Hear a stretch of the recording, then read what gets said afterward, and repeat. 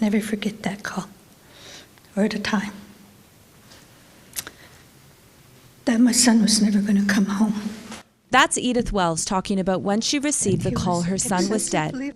He died this past September in an altercation with Calgary police. I am just so hurt, devastated, and shattered.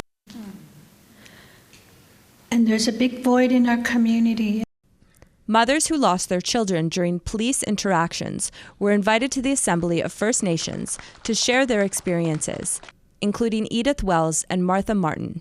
Martin lost her daughter Chantel Moore during a police interaction in 2020, and then lost her son Mike Martin while he was in police custody 5 months later.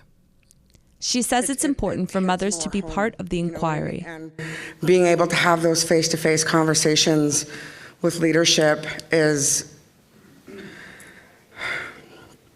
it's more touching than when you read about it in a newspaper. First Nations chiefs across Canada are demanding for an end to the deaths of Indigenous people during police interactions. And that's really what the chiefs are calling for from across this country, from coast to coast to coast, that the killing must stop. In a unanimous vote at the AFN on Tuesday, chiefs are calling for the federal government of Canada to launch a national inquiry to look into these deaths. The motion was brought forth by Chief Alan Pulches and Chief Jerry Jack, a former officer. And I got out of the RCMP after 17 years because I couldn't take the racism anymore. The AFN says the next step is to meet with the federal government to launch this inquiry. In our own land, we should feel safe. We shouldn't be threatened or afraid of police.